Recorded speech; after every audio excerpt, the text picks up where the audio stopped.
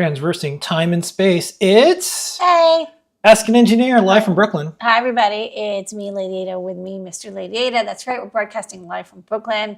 We've got Ask Engineer, the 45 to 1 hour show where we cover everything going on, making, hacking, coding, Tariff Talk, We got a lot. new products, it's not out yet, and more. Mm-hmm. Let's get right into it. Tell them the code so they get 10% off to make up for those tariffs. The code is Fixer, 10% off a Adafruit store all the way up to 11:59 p.m. Ladyada, it's Fixer for a specific product reason, but I also want to ask you a question. Yeah. If someone asked you what's one of my favorite movies, can you just throw any of them out?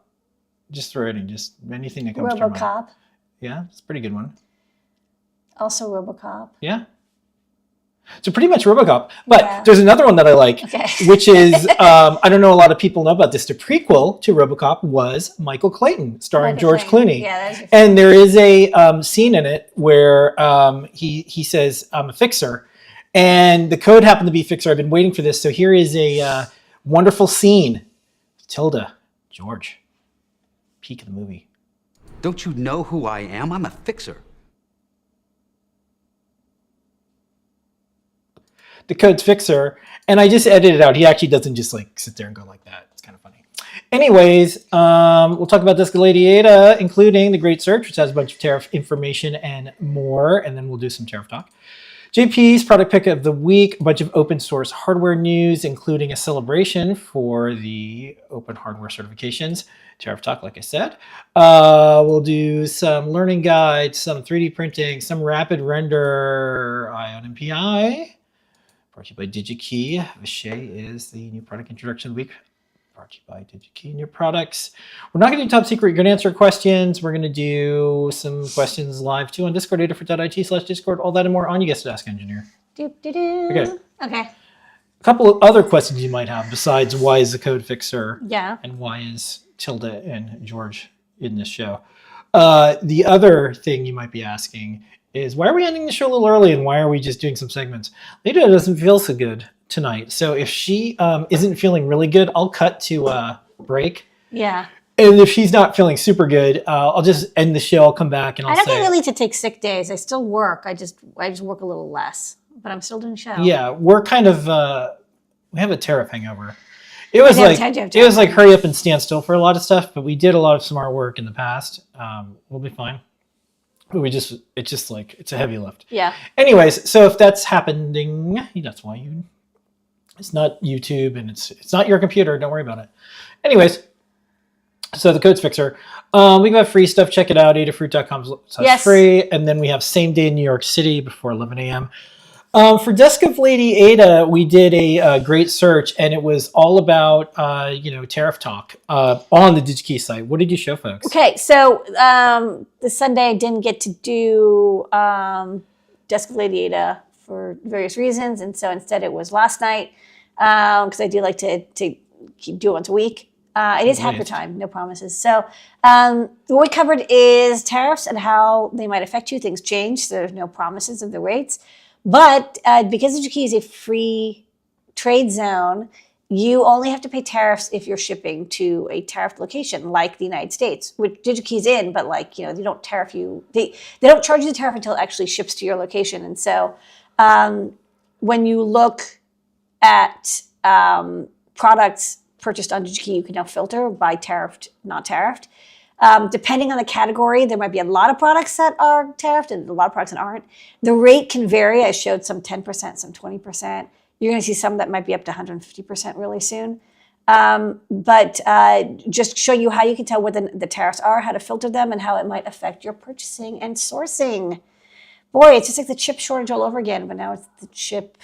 We're not doing a catchy tune yet. Because you know why? I don't really want to. The chip shortage was a different type of devastating and a challenge, but this one that was like nobody was directly to blame. Yeah. So it was like it was just we're all in it together, guys. Lizzo's shirt on SNL tariff was kind of cool. Anyways, thanks in the chat.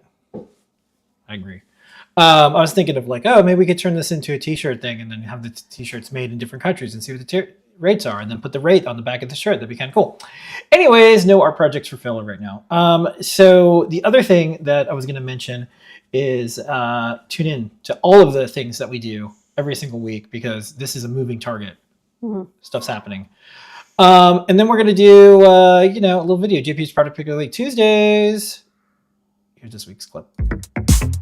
NeoPixel Jewel. It is a 7 LED board that is perfect for wearables and props and other small applications of a whole bunch of RGB LED light. So you can see a bunch of individual LEDs. If you put a diffuser, in this case about an inch away from it, you can make it look like one big light source, which is pretty neat for some different effects. The further you get away, the bigger. But since that is multiple LEDs there, you can do some different color effects like comets and chases with them. Separated out, nice little sort of flower petal Sparkle Motion Mini that I'm driving these with. That central, in this case, cool white, it looks great. It's not a combination of red, green, and blue that always gives you this sort of not really white. Those are white LEDs, and then the phosphors help guide that in one direction or another. The NeoPixel Jewel.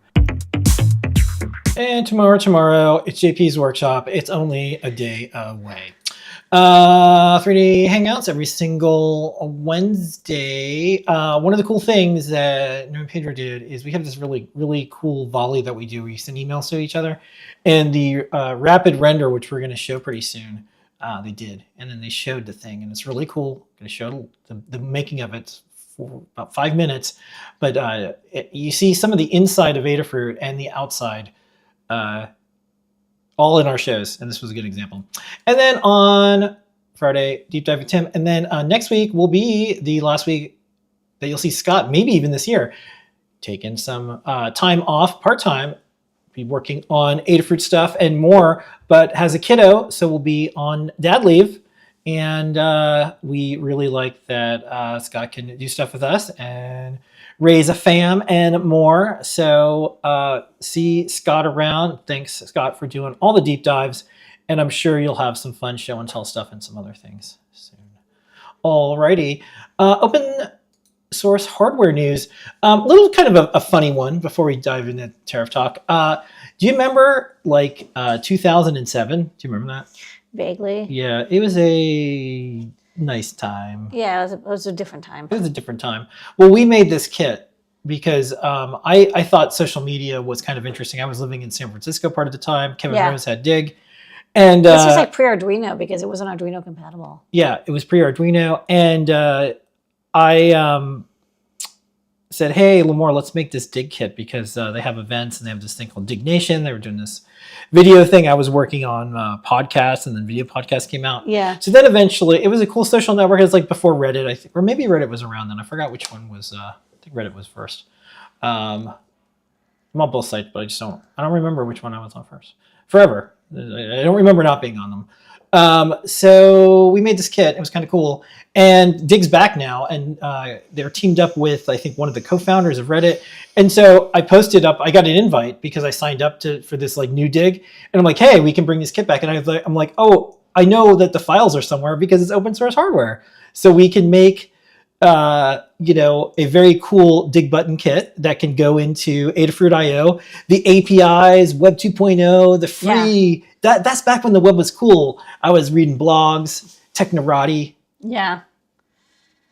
It'd be Mark interesting. Cantor, now David you can actually have it affect your number of digs on your post, or it can actually show you how many digs you have on your latest post. That's right. Yeah, it's funny. RSS XML. That was not possible at the time. There was no feeds. such thing as a Wi-Fi module. Yeah. There was you could do Ethernet, but there was no Wi-Fi. Anyways, so times changed. Speaking of Tariff Talk, things have changed since last week, since last hour, since last minute, since we got online, since right now. So this is the thing that was getting tossed around. Clarification of exemptions under Executive Order 14257 of April 2nd, 2025 as amended. So a little bit of a recap. At first it was, okay, everything's going to be tariffed 125%.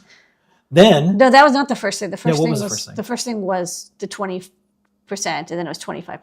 2025, then one... And then it became, I think, 125. 125. Okay. Or maybe it was 85. And yeah. then there was things that could be stacked up from the initial one and then the other ones. Well, it was 125 and then the 20% stacked on top. Yeah. And then after that, And there's still a 10% flat on everything. flat on top of that. Yeah. Ah. No, for every other country. Yeah. I don't know why I would get these things confused. Yeah. And so the thing that happened on Sunday was, I guess we're going to call this like, the Apple exemption. Yeah. It's like basically everything that's computers. Mm-hmm. That covers almost everything. So there's exemptions for that, but it doesn't get you to 0. It just gets you to 45, 20. It's either 20 or 45. It's Yeah. unclear. Yeah. And everyone's going to classify everything. It's like, oh, look, a wooden toy. That must be a computer. So, it's an abacus. So Well, then you who knows? risk getting your entire Exactly. package So destroyed by who customs. knows what's going to happen? So that's one of the changes. And then the other change, and this is our tariff talk for tonight, is some of the social bits and some of the social fallout. Because what I'm seeing is a lot of things in the electronics world, the shipping world. Some people that have like shipping businesses that were very like, what is this? What is this thing called? Is this Web 2.0? I don't know what this is called. Whatever this is, this thing is called. I lost you like 2 minutes ago. What? Well, anyways, I've Yeah. been watching. Yeah, Well, I've just been watching what's Yes. been going on in this world. So here's some of the latest in Tariff Talk land. Yes. In the news, you're seeing the Chinese suppliers post up TikTok videos. Now, this news is a little misleading. I want to break it down for everybody. These are probably not They're not real. real. So, Yeah, just because you see something on TikTok So- doesn't mean it's real. So here's what's probably happening. So if you're on TikTok, your For You page has these Chinese factories that are saying, look, buy direct from us. We're the ones who really make Nike. We make Lululemon. And buyer beware. So there's a couple things. One, it's probably not real. Could be counterfeits. But here's the other thing. The de minimis is coming. So for the factories that do make quite a bit of things, the end of the de minimis is coming. And Hong Kong is no longer shipping postal packages. That happened today. Yeah. So that means that if you are a factory and you're used to just giant orders, they may be trying to sell direct to get, right now before the under $800 thing is over. Yeah. They could be doing that. But just basically, please do not buy things off a one-to-one seller anywhere, no matter what the app is. Just don't do it. Don't do it. Don't do it. Well, it's your just don't do it. problem if you don't get it or you get something wrong. But don't do it right now. That's what I'm saying. This is the time, if you see that dress or if you see interesting things like, oh, I really wanted to get, some other shoes or something like that. I don't know if something ships before, but it's in May. Just wait a couple weeks is what I'm saying. Yeah. It is so chaotic out there. That's when a lot of people who maybe through malice or just incompetence will probably not get you the thing you think you're going to get. So anyways, That's always been true. it's more true. It's multiplied. Well, there's definitely the desire to look. It's the dumping thing. There's like Yeah. you have inventory, you got to get rid of it. So that's that's people in China. They're saying things on. It's also demoralizing. There's some of them out there, and they're like, "Hey, America, you can't make anything." So, it's who is this? Psych ops. What did they say? What is it? Psyops. Psyops. Yeah. Or what's the other one? So what you also see is there's a little bit of dunking. So this is the general consul of China for Indonesia, and they're accusing China is business, buying China is life, and they're showing that the clothing that I guess the people at the White House have that was made in China, and then this person is my For You page is suddenly filled with Chinese manufacturers trying to sell directly to Americans. They think that that's funny, but this other person says can't tell if people think this is real Birkenstocks. Birkenstocks are made in Germany. You can see the videos of their factory on YouTube. So I thought this was a good example. There's a video of someone saying, "Oh, if you want to get Birkenstocks direct from factory, buy them from us in China." Yeah. They're not made in China. Well, neither is Lululemon apparently. Well, what? Lululemon doesn't make stuff in. Actually, a lot of clothing these days is not made in China anymore. Yeah, and for so high-end brands. and so there's companies getting out Yeah. ahead of it. They're saying these things that you're seeing are not ours. Yeah. We don't make it at all. Yeah. And I thought that was interesting. Yeah. So the other thing that came up is people are starting to get the bills. So this I didn't really quite understand. This is someone. He's the CEO of Ship Hero, and he said he got hit with his 20% tariff, and then he got duty, and then altogether he says the product isn't worth selling with 145% tariff. So despite selling over 1 million of the SKU in my tiny ecom business and customers being fairly happy, I will be discontinuing this product. It looks like it's a like kids playground gym equipment. So he's saying playground, yeah. exercise equipment. So he's saying yeah, that's going to get tariffed at the full amount. So he's saying that he's like, I'm not going to sell that. So I'm just like interested, like what's happening, like what parts of gym equipment is made in the USA? Not a lot. We bought some playground equipment, and I looked. There was nothing that was made in the USA that the wood was sourced from China. Yeah, it wasn't like nothing was 100% USA. It's actually it may be impossible. So I'm curious. And then here's the signaling that's coming in from the world right now. Because why is the economy maybe not doing so great? Well, the U.S. importers are saying that there's less freight ships. Some were canceled because I think people just stopped the bleeding, but freight company HLS recorded a total of 80 canceled sailings out of China. And one sailing is, a couple hundred containers. Yeah.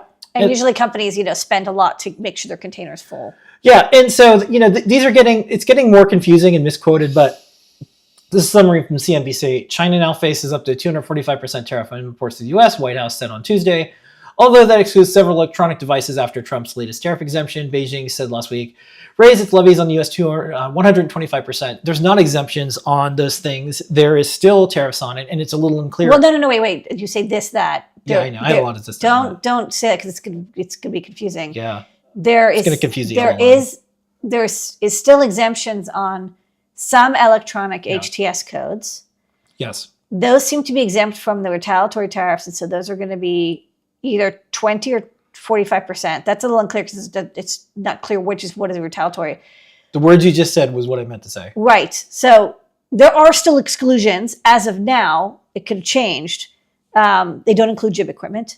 It doesn't include clothing. What I was trying to say, there's no zero. There's no zero. No, there's no zero from any country. It's still 10%. There's no zero. I have stuff coming in from the UK. It's tariffed at 10%. It's interesting. I got it's not a Kickstarter. It was like a pre-order thing, and they shipped it early because they wanted to get it in before They probably shipped the US. They probably shipped the US. Okay, and then one of my little gripes Okay. was, and this is just, it's not a gripe. It's just like, I hope to get out ahead of this sooner rather than later. Kickstarter did do a really big post today about what happens if you have tariffs and you're doing a Kickstarter. But they also kind of said we don't know. It was really hand wavy. Here's the issue I have, though. They actually kind of said nothing. Here's the issue I have. I think it's a very general, helpful thing. But at the end of the article, after final thoughts, and it's just because it's me, and this is how, I read sometimes bottom to top before I go, because I have to sometimes skim, and I just get a quick idea of, all the things that are there. So I started at the bottom, and I'm just like, why does it have a different company at the bottom? And why is there an ad? So the person who wrote the ad is director of marketing at Fullright. And then the ad says, or the thing that's in there that's on Kickstarter is Fullright is the company that does the Kickstarter for fulfillment for creators like you since 2010, if you want to quote blah, blah, blah. So I think they should have disclosed that in the very beginning, personally, because there is advice. But if you don't know what to do and you're a little unsure, I just think that Kickstarter of all places should just have any type of disclosure, how did this come about? It's getting a little grifty. I don't know if it's grifty or not, but what could have been cool is, hey, this is one of our partners. They're knee deep in this with all of their customers. They're doing this article for free. Yeah. But we in thanking them, we're just going to put the little thing at the bottom. Yeah. But no money was exchanged for this. I think that would have been easier. Yeah, I basically think any Kickstarter that hasn't been fulfilled they probably will have to cancel. But I just don't think, see any way around I just it. think right now, because there's so much opaqueness out there, we can all be more transparent. Anyways, cool they put it on there. Keep at it, Kickstarter. Anyways, congratulations, Oshawa. We're part of this program that they just had a milestone. 3,000 certifications. Ba, ba, ba, ba, ba, ba, ba, ba. Those are open hardware designs. And we've got 807 out of 3,000. Sweet. Here's to the next 3,000. And I'm really happy this was a really cool independent. I think it was from Greece, the project. Yeah, it wasn't ours. Yeah, it was cool. Some shield fit. It's cool. And as of the time of this writing, Adafruit is 26.9% of all open hardware certifications. And then there's designs based on ours, but we don't count those in. It's kind of nice at a quarter. You work hard at this. And what benefited from it? That dig thing that I was saying. It was just like Yeah, if we weren't Actually, I around, wonder if that's in there. It's got to be. And if it's not, we should put it in there. I don't know. It's so old. It predates open It predates, source. but I thought we did a sweep. I think we did too, but it's been discontinued. We should put the files up. You got them.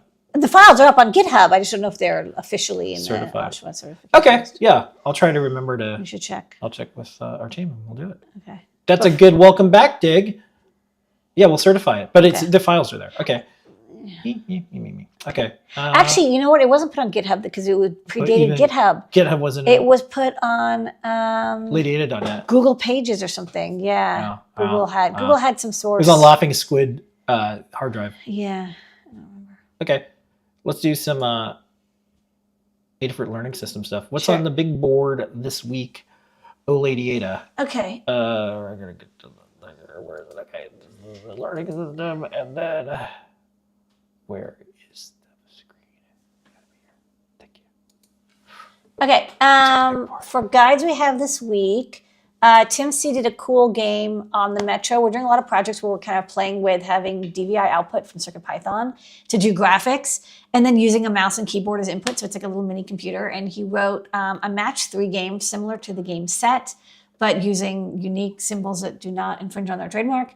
But similar logic. And I think you can even play with 2 mice. And so you can have each person doing their own set, clicking. You don't have to like switch off the mouse, which I thought was kind of cool. We have a guide for the I2C to 8-channel solenoid driver, thanks to Liz. There's Arduino and CircuitPython code. We've also got code for the TLV 320 DAC that was like 2 weeks ago's last new product. And we also got that Chips Challenge game from Melissa. She talked about that on last show and tell. Okay, and we're going to go right over to Ion MPI because I'm going to play the 3D printing videos at the end because we have to get out of here early, but I can do my breakdown of this amazing giant set. See, we're actually suspended with cables above the entire set here. Welcome to our movie magic. So we'll be doing, 3D printing in just a few. So here we go. Ready? On MPI.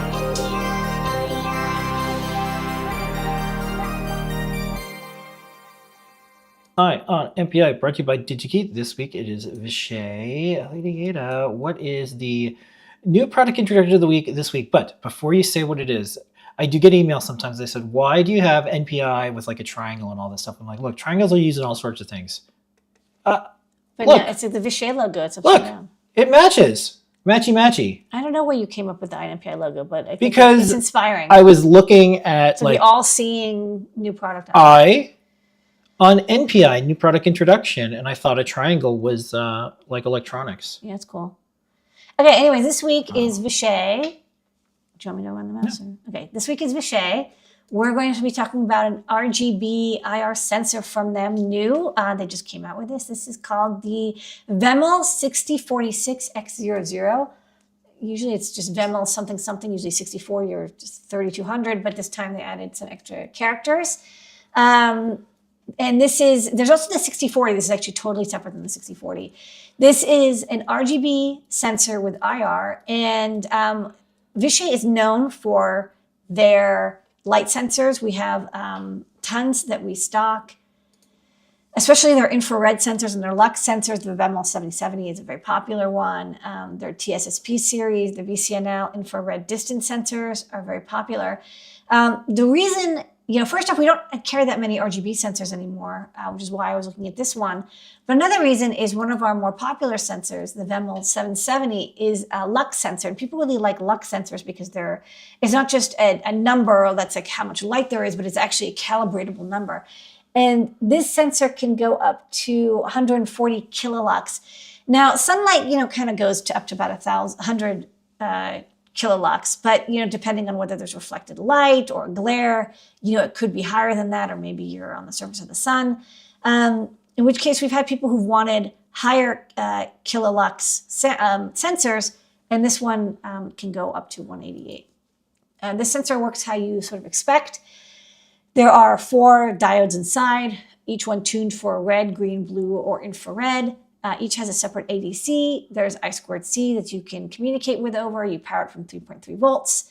There's an IRQ pin as well. So if you want to trigger from low or high signal, you can code it with almost any microcontroller, microcomputer, and you can configure the ADC. I'll show you later. There's register bits for setting different gains and which one you want to read and the speed and etc. And then you get the data out. And there's like a clear top on it, so you don't have to use any special lensing. You just expose it to light and you're good to go. One thing I liked is that they did a pretty good job calibrating and explaining the sensitivity of the red, green, blue, and IR. That's kind of in the middle there. So the green is almost always going to be the most sensitive, but red is only 90% and blue is about 70%. So using these numbers, you can reverse correlate if you want and make them like totally normalized. IR is much lower. That's not unusual. They also show you that there could be up to like 15% variation with temperature. As mentioned, what I like about this is it not only is an RGB sensor, but it's also a lux sensor, and they give you, there's an app note as well with more details, but they give you how to convert the RGB and the integration time into lux. And as you can see on the bottom right, yes, you have to have high integration time. So let me see, it's low integration time, so 6.25 milliseconds, and half gain, you can get 170, 180 kilolux range out of this device, which is interesting because recently we had someone ask me, hey, I want a replacement for the Max 4409. 4409. This is a discontinued lux sensor that could go up to 188 kilolux. And I said, actually, I don't know any other sensor that can go, that's a true lux sensor that, is calibrated for lux that can go that high. Now we do. It's the VEML 6046X00. Easy to solder, comes in easy to pick and place package with nice big pads, center ground pad. Just follow the package designation. Don't forget you need 3-volt logic, 3-volt power. I2C, I like that all the commands fit on one page. It's not a totally ridiculous, huge configuration and setup for this device. You can read the 16 bits from all the diode ADCs. There's also an ID code register, which I really like. So you can verify that this is the actual sensor you think you're connecting to. There's a little bit of configuration. They do have code available that is, you can set it up to configure over, like, if you're using the STM32 or using, in this case, Arduino, they tell you, hey, here's how you extract the library. It's not like in the Arduino library manager, but the code is there. It's just you have to kind of unzip it and put it into your Arduino folder. But you can get started that way if you aren't interested in writing your own driver quite yet. And available. It's in stock. Lots in stock, and it's not tariffed either, so you can pick it up. It's a very good price. I definitely, I got 10 samples, so I'll see, maybe I'll make a breakout for this because I do like that it has RGB and that high lux range for the people who need it. I guess maybe we want to have something like, is it tariffed? Yes. No. The thing is, it's going to change. It could change? It could change. But as of right now, it is not tariffed. Oh, you know what we could do? We could have a box. And we could say, inside of this box is if it's tariffed or not. But you'll not know until you open the box. Right now, it's not tariffed. And it's in stock. Pick it up from DigiKey. Okay, great. Thanks, guys. Eye on NPI.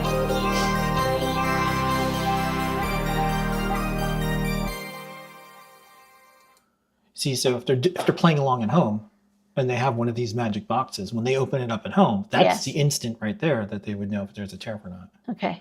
Okay. So you didn't end up playing a video I thought you were playing, so Yeah. I need to get my demo. Okay, I'm gonna do a little bit of the 3D printing video. Why don't you do that? Yeah, because usually And then we're gonna that's play when the I long grab one my, at the end. Yeah. That's fine. Yeah. Okay. We'll be back. 3D printing. Here is the speed up. We're gonna do some new products, and then after that, rapid render or questions, depending on how much time we have at the end.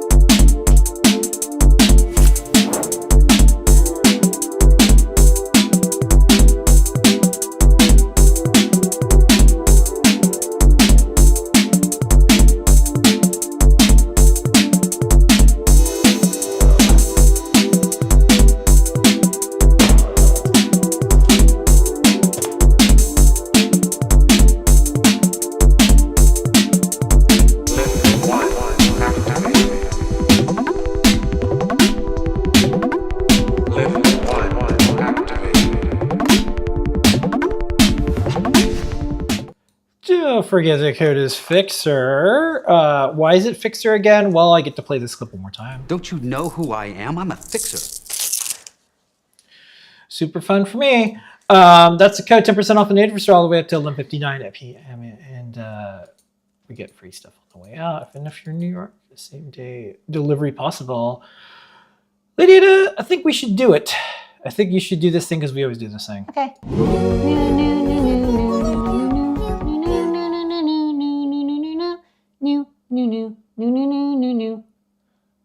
It's an update. Okay, so I'll be honest, I'm not sure that Panavice is still selling Panavices. And so we had to update this Ladyada toolkit, and I figured now's a good time to make a couple updates. So we've swapped out the original Panavice Vice, which believe me, I loved it. But like I said, we ordered them many months ago and they've not arrived. And it's not clear when they will arrive. If you go to Panavice right now, it's at that stage where there's someone who's not renewing the SSL certification and it's not HTTPS anymore. That's usually not a good sign. Yeah, anyways. We'll find out more and let you know. We have the Pros Kit Vice, which is a very good Vice. And we swapped, instead of having a little packet of components, we now give you a full parts pal.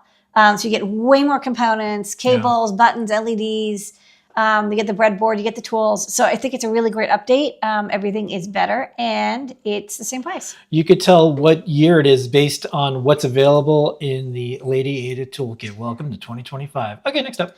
Next up, we don't have a demo for this because I ran out of time, but this is the Charlieplex bonnet, but in red. And I also grabbed the wrong one when I left the office. So I'm going to show it in blue and we're going to pretend it's red. Oh, you know, I bet there's some people who, if they see blue, they only see... If you're colorblind in the right way, this will be you fun. know what I didn't do? I don't think I did the overhead. So Okay.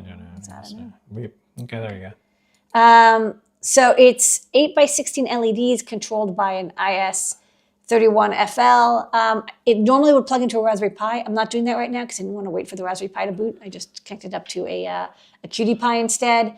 But you get full 8-bit color, so 8-bit PWM on all of the LEDs, so you can do like fun animations. It's monochromatic, but you get dimmed LEDs, and they're all constant current, and they look really good. Now available in red. Okie dokie. Next up. Next up, we have this board. I do want to show it this way. This is from Hard Stuff. It's a Pico to Pi hat. So what's interesting about this is it lets you convert the classic Raspberry Pi Pico into a Raspberry Pi Zero layout. And there's a couple pros and cons with this, but there's a lot of boards that are coming out, not only just RP2040 or RP2350, like the Pico and the Pico 2, but also there's some ESP boards and stuff that come out in the same package / layout as the Pico. So you can solder it on top. Yeah. So you do have to do some soldering. And then you can plug in a bonnet. So actually I did a little demo. Let's see if it boots up. Okay, so on the overhead. Okay, so this is, Pico's running Circuit Python, and I plugged the bonnet in, and it's displaying the temperature and humidity on the OLED but it's on a Pico, but you're using like the OLED bonnet. So that's kind of cool. I will say one thing I learned, hopefully they'll fix in the next version, is they don't have I2C pull-up resistors on the breakout. And you do need those to connect to most Raspberry Pi hats and bonnets because they assume that you have the pull-ups on the Raspberry Pi that would be plugged into. So in this case, I'm taking advantage of, the sensor has I2C pull-ups on it. But if you're wondering why I2C isn't working, you'll need to solder on resistors somehow underneath the board or like on the Pico from GPO 2 and 3, I think, to 3.3 volts. Just something to watch out for. I made a note on the product page as well. But, it's kind of cute because it's like you can plug in boards that are designed for the Raspberry Pi, and the pins almost map one-to-one. All right. Next up, you had said it was okay for me to put one picture of this, and then what I did was I put that we have a bunch of different types, and then like the close-ups. Yeah, Is so that we okay? have this like rippable ribbon, and I use this a lot, and it's just like ribbon cable. It's silicone coated, so it's very soft and it's very flexible. So it's really good for wearables. And we stocked this, I think, in like 30 gauge, but I wanted some thicker gauges, so now we have it in 20, 22, 24, 26. 20 and 24. And I think if you go to the new product, go to the web browser. Yeah. And then go to new. Yeah, so then I'm going to go. Can you share that? Yeah, I'm going to do that right now. Okay. So they're 1 meter long and they're now available in 20, and then scroll up, 22, 24, and 26 gauge.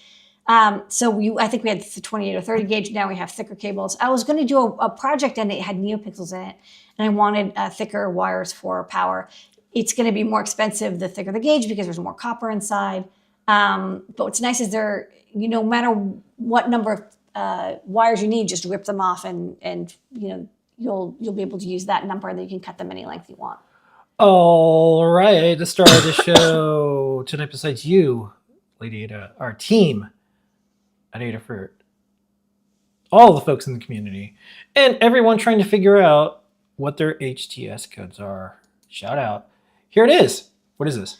This is the CC Fixer, a product we wish we didn't have to make. The Fixer. But we actually needed this in-house because I needed it for a couple products that I purchased that don't have the USB CC pins. And so when you try to charge them from a USB power delivery plug or from a computer like a Mac especially, direct from a USB-C port, they won't power or charge or sync because they're not providing the 5 volts. And that's because the people who designed the board forgot to put the two 5.1K resistors on there. And this kind of drives me nuts because it works on some computers, not others. It's like inconsistent. Like I always use a to C converter cable, so I don't notice, but then I give it to you and you're using a MacBook, it doesn't function anymore. So what this board does, and I'm showing it with a little like USB PD analyzer, is it will signal, I want 5 volts up to 2-3 amps. There's a little green LED to let you know, and it just fits on the end of the cable or connector. It just goes in the middle, and it will just trick it into always providing 5 volts. So you don't have to think about it. You don't have to worry about it. So have one of these around, and then, we just added to the charging cable for the devices that we need to charge. Trick it real good. Put this on or in your special cable box, because when you're going through your cable, trying to figure out, is it the cable, is it the device, whatever, have one of these, figure it out. We have a baby monitor. Yeah, because it'll fix it. I have a bunch of devices, low-cost electronics that they screwed this up. Yeah, and let me just, before we just get off this here, so we don't want to have our baby stuff on the internet, so we have one that's not on the internet, but it transmits, and unfortunately I have to always remember that it doesn't like other USB cables that are more common, so I have to have a special one. Yeah. And now I have this and I can use it for anyone. And it's very handy. Yeah, and you can use this for sync or charging. Like it has the D+ and D- lines come through. Okay, and they want to know, is the data line connected? Yes, the data lines are connected, but the CC lines are they're pulled out. They're under our control. They're done up right. So you get, it's for 5 volt USB 2.0. Obviously, if you're using something that uses the sideband pins or the high speed TX pins, you're not going to have this issue because if they are using those, they did it properly. This is for those like low cost things that have USB-C ports. Like baby monitors that aren't on the internet. That's new products. Yep. New. Okay, thanks. Okay, cool. Fixer, code, save money, all that stuff. Let's do the questions. Because we're going to speed round it and get out of here. And then I'm going to play the video. Wrapping up. Questions. Okay. The AO3406 MOSFET driver. New multi-channel doesn't seem like a good logical MOSFET. Wouldn't it get pretty hot if someone tried to PWM with that standard 3.3 volt control voltages? This doesn't seem to make a lot of sense. It totally will trigger fine at 3.3 volts. It has very low RDS on, which is what you actually care about. That's what would make it hot. Okay. The multi-channel driver you can't really PWM it because it's connected to a GPIO controller. You could write the I2C control signals really fast, but the AO3406, I've never had any issue driving it at 3 volts. It's fine. Okay. Are the STEMMA QT connectors compatible with their Arduino's plug-and-play Arduino devices? If not, what type of adapter or combination connector cable do I need to use? They should be, but there's a reason why I call it STEMMA QT and not Quick or Modulino plug and make. And that is because Quick, and I believe the plug and make, is 3.3 volt power and logic only. I'm not 100% sure because I don't have it in front of me, but from what I remember, there's no level shifting or regulation on the plug and make or on any Quick board. So if you plug them into a device that's giving you 5 volt power and logic, like a classic Arduino, it'll frazzle the sensor or device. Whereas every STEMMA QT board is designed to run from either 3.3 volts or 5 volts safely. Whichever one you put in, it'll always work. And there's different, Seed has one. Electra, there's a couple different ones it's all the same. Seed actually connector. does do the level shifting, which I really like. That's one of the things I was like, oh, but I didn't like those gigantic connectors. So we have an article about it. And we think that being more compatible and safer, that's why we have STEMMA. This only matters if you have 5 volt devices, which is not that common, but there are people who there's a lot of Arduino Unos. Still, right? Okay. 5 volts. I would like to see a Feather 2040, 2350 with this type of wireless chip. This would be ideal for outdoor IoT projects. I think you're talking about the RM2 module that is on the Pico W and the Pico 2W. That module is not available for general purpose use yet. Some companies like Pimoroni and SparkFun have designed products with it. We haven't used it because we wait until something's in the market. We just wait until it's available. And then we'll use it. Yeah, it probably wouldn't be first on a wireless chip from Raspberry Pi. We'd wait until see what comes out. Once it's out and available, we'll probably do something with it. It's just, not. I would probably, make a Feather with it just so people want like something like the Pico button for the format. Yeah. But it's not available yet, so Maybe I don't know. a wing. Who knows? I don't know when it will come out. Any chance of dark mode for CircuitPython and Adafruit website? Every time someone asks for this, I just send it over to the team, so it doesn't seem like I'm asking for it. Next up. Bones 2 request, Prop Maker 2 with WLED and or iSpy support. Okay, interesting. That's totally not a Bones board. Okay. WLED would be an ESP32. Okay, will ESP32 S2 products continue to be manufactured? They're planning to phase them out for ESP32 S3 based products. So I still really like the S2. I find it a little bit more stable than the S3. I will agree that the S3 is superior in many ways. The S2 is also much cheaper. Like it is less expensive. So I think that there is going to be both for a bit. I don't see discontinuing the S2. I've always said I won't discontinue like products until it's really obvious that nobody's buying them. Like I think today I canceled an order to get more PCBs for the Pro Trinket 3.3 volts. We're selling 20 per quarter. It's not worth it. And if you guys aren't buying them, like 20 is like basically my bar. If you're not buying 20 every 90 days, people, I'm not going to stock something. So as long as people buy as much as 20, 25 a quarter, I'll continue to stock something. So are you up for a few more questions, or do you want to just call it? You feeling good? Because no, I can. Like, we can finish them. Want to do a couple more? Yeah. Okay. Sometimes I like to get out when the party's good. Okay. Okay. So next question. This was they're working on a project for class. Oh wait, sorry, I thought I zoomed in. But they want to use multiple remote controls, no more than 4. Could the infrared remote receiver? Each remote would have to be a different code. if you're using the same remote with the same codes, it's going to be a problem. So ideally, they would different code. As long as the codes are different, you can receive them all, but they're all going to be 38 kilohertz. So it's mostly a question of which company makes them. Like you should have one from Sony, one from NEC, one from LG, and maybe just look at what the Arduino or CircuitPython code tells you. As long as they're different, you can differentiate them. Yeah. Okay. 2 weeks ago, send us your bones request. So this is on all future lore boards. Can you put this a recommendation from the Meshtastic project? You can take a look. I actually have samples of the SX126 series.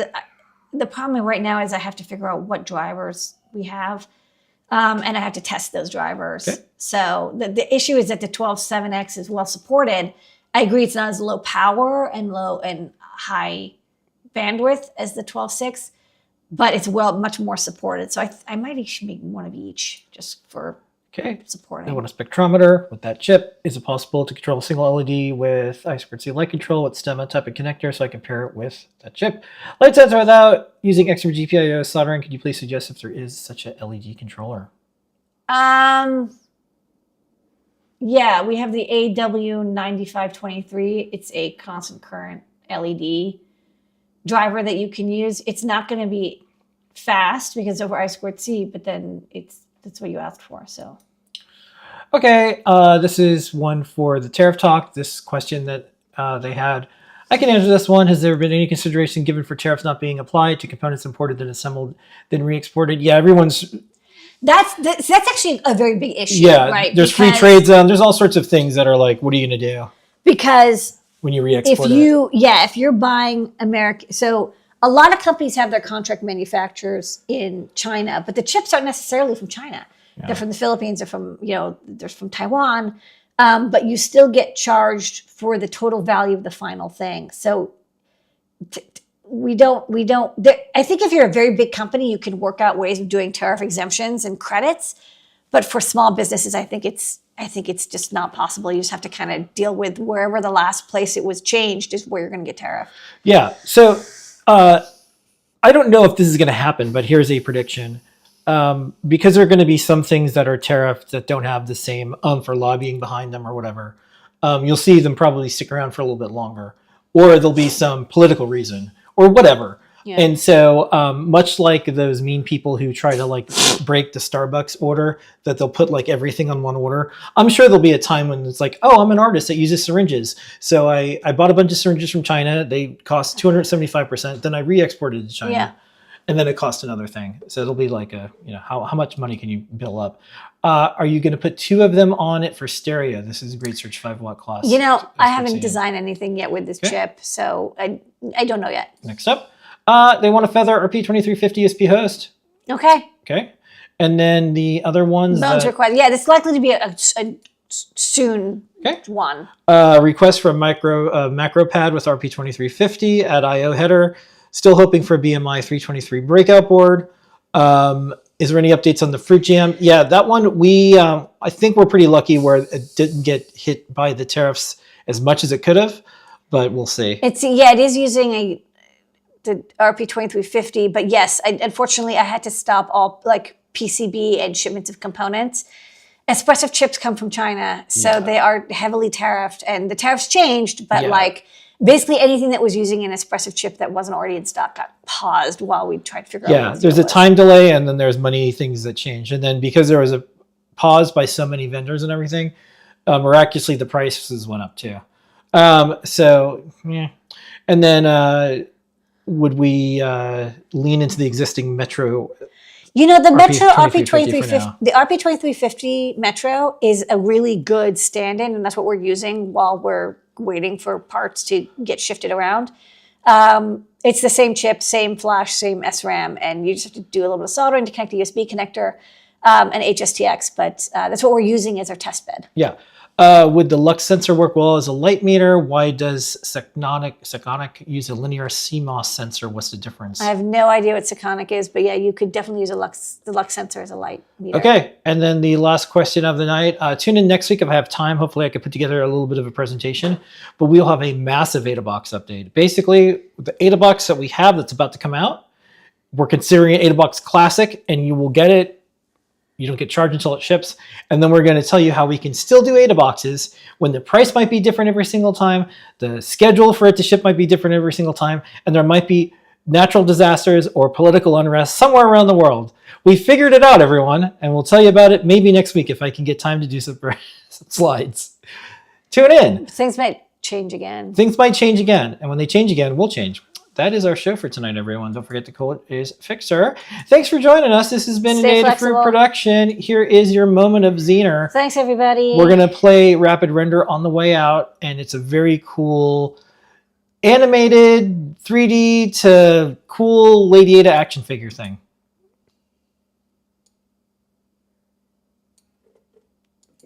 Hello and welcome to Rapid Render. But this week's Rapid Render will feature Masterpiece X. Looks like some of their backend to control some of these models is in Python. And what else? Node.js. And then a cool little presentation here of how the little workflow for their build app would work.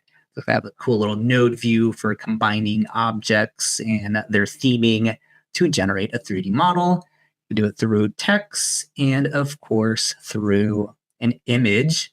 So it looks like they're using it to generate scenes here. Looks like they're using NVIDIA stuff in the back end. Spoiler alert, the meshes that it creates is not goop. As we've seen in a couple of the rapid renders, sometimes it generates just like a goopy mess.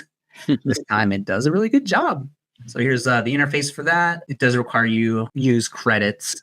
And then I just wanted to see here the examples of the meshes that are generated. You know, it could be deceiving because the texture map can hide a lot of the meshes. It could be a mess underneath the texture map. So this is going to be good for, development and commercials and things like that. Video games, of course, is what they're showcasing here. So we're using this in conjunction with ChatGPT, the new image prompt. Pretty much grab what everybody's been using to generate the little box doll, just to generate the image that I'm going to be feeding into Masterpiece X. So this was so cool that PT wants a guide for this. So this entire rapid render is going to be like the video version of the guide.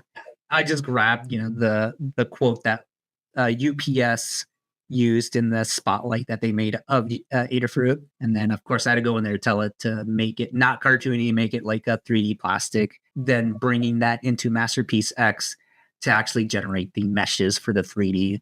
We're able to generate a pretty cool looking 3D mesh of that.